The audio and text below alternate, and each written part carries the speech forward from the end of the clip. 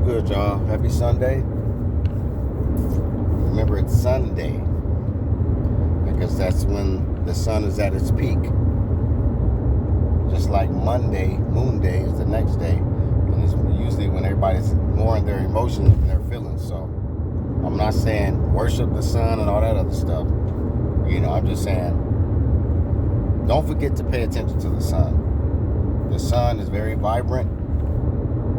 For some people, it may burn some people, but for some other people, it charges them. And it gives off information. The sun gives off information and a whole lot of energy. So, without the sun, we will be nothing.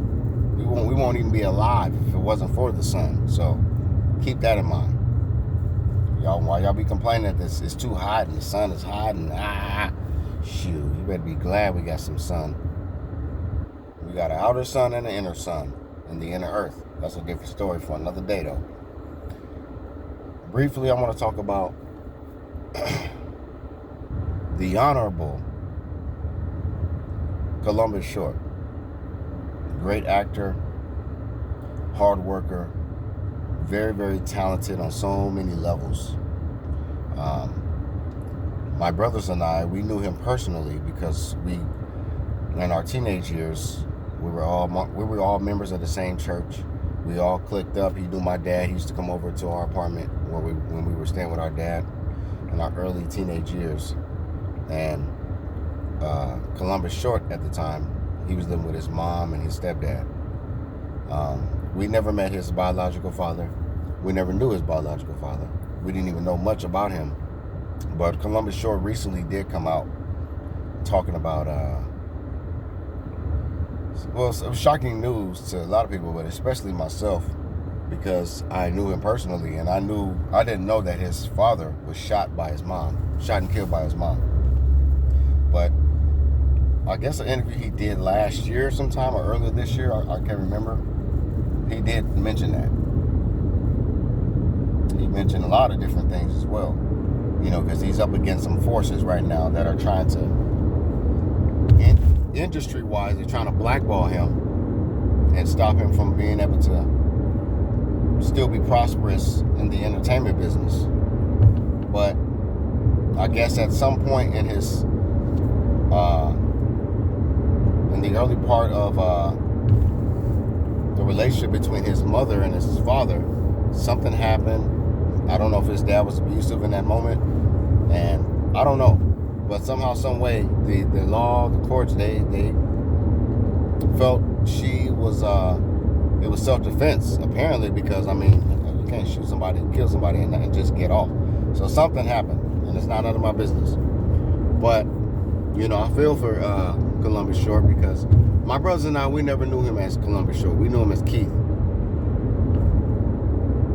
And we didn't hardly even call him Keith Short, even though I think there was an artist called Keith Short at some point in time. But Columbus, we never knew him by that name at all. But Columbus Keith Short, that's, I get it now. But we were very close to him. What a lot of people don't know about Columbus Short is he's also an excellent drummer. He played the drums. He was one of the main drummers at the church we went to in Torrance, California. And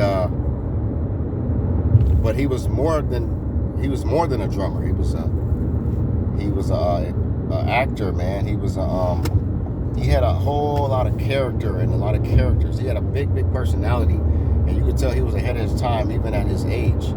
As a matter of fact, he was one of the main drummers at our church, but he was the youngest drummer. And I remember one funny story. I'm not gonna say the pastor's name. Matter of fact, rest in peace to him. I don't feel like I should be mentioning other people's names besides him on this video. But the pastor, one day, this is kind of like right after he got done preaching and stuff, and everybody's praying and thanking God and speaking in tongues and dancing, praise dancing, and so, they played the little shout music, and he kept doing, he had a fast foot too, so he could, not only he could do the runs and everything like that, but he could hit them little beats and them little basses on with the pedal. And the pastor thought he was doing a little too much. He was like, "Keep, stop. All right, calm down."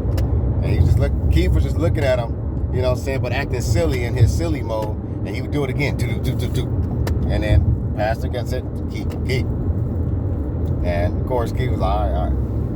And then about 2 minutes later, he did it again. But Keith was just silly like that, man, you know, and he had a little stubbornness to him too. But I think that stubbornness that he had in him is what helped catapult him and elevate him to the success that he gained later in his years. Because when we knew him, he was becoming popular and known already because he was in commercials. He was already popping up in commercials.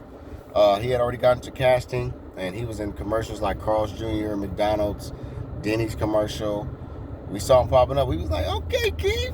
And so it was still cool to just kick it with him. We was still linked up at church and outside of church, you know. But then my brothers and I, we moved back to the Valley because we were linked to someone who was already in the industry. My mom married Ronnie Wilson of the Gap Band. And so we were connected with the Gap Band. You know, my mom had custody of us until we became young adults or until we graduated high school. And even though it was years, we did live with our dad back in LA, but when we would go back to the Valley, you know, to be in school or whatever, basically we didn't see him. We wasn't as connected with him. Of course, internet and cell phones weren't really around like that. So after a while, when we didn't see Keith again, I did link up with his brother because I was working at a location when I was about I was already married. I was married by this time. And I was living in Compton, but I was working downtown LA. And the location was called the Los Angeles Center Studios. They shoot movies there, they shoot pilots there, they shot The Matrix there. Dream Girls there, they shot everything. I met a lot of celebrities there because I was working our Bixel Gate, which is the drive-on entrance to enter into the property. And I was doing security at that gate. So people would have to pull up and they had to give me their ID, tell me what production they're there for. I had to make sure their pass is cleared and approved by the production companies that I call on the phone. If they approve it, it shows approved on the computer. I print it out, their pass, you know, and then I tell them where to go. I was okay, you go down to this parking structure or whatever. But I ran into Columbus Short's brother at the LA Center Studios when I was working there. And I was like, hey, man, what's up, bro? What's up with your brother, dog? Like, I ain't even seen. Man, I'm so proud of him. I ain't seen him in a minute. I see now he's in, I saw him in Stomp the Yard, you know, because that was a big break for Columbus Short to end up in big-time movies and then get a star role. I didn't even know he was still acting. And then when I saw that movie, I said, wow, this boy is all the way there. So me and my brothers from afar, we were just so happy and proud of him, but we never could get in touch with him, you know, because we was all friends and tight for a while. And so when I ran into his brother at the studios, I gave him my number to give to Keith, Columbus Short, and everything. But see, I didn't know that they had already fell out because Columbus Short, from what he said, the way he found out that his dad was killed by his mom was because he got into it or an argument or maybe a fight with little bro at one point in time when they were younger. And he said, that's why mom killed your dad. And when he told Columbus Short that just was like the record broke. I'm sure he was like, wait, what are you talking about? You know, so he went to his mom, I'm sure, and tried to get explanation. And I'm sure his mom was probably like, oh my God, please, okay. But I know her, you know what I'm saying? Me and my brothers, we knew her too. She was very talented. She sung in the choir. So while Keith was the drummer, his mom was singing in the choir. I think she was an alto, soprano or alto, one of the two. I think she was an alto though. But I would have never known that she was capable of doing that. But hey, if a woman is being abused and a man is really, really like going too far, a woman has to defend herself. So I don't know. I don't want to be in the middle of that. But now I see why I never heard from Columbus Short, because his brother wasn't even rocking with him. They both had already fell out. So he probably ripped up my number as soon as I gave it to him. Whether I can't remember if I wrote it down, if we did it through cell phone. But yeah. But I'm just hoping that the ancestors, the powers that be, the Most High covers him, because The industry is trying to blackball him and put him in a light that he's not really in. But, you know, this man knows too much. He's too gifted. He's too talented. And because he's a little more polished now and he has a more of an understanding of what has went on in the past and what his disconnect was from his dad, his creativity is probably on 1,000 now. The movies he can create, because he was making movies. I heard he was making movies, and he produced some films. So y'all pray for Columbus Short, man, that all his dreams, goals, and aspirations as a grown man, and his goals that he has with the movie business will come to fruition, because there's people trying to stop him from doing that.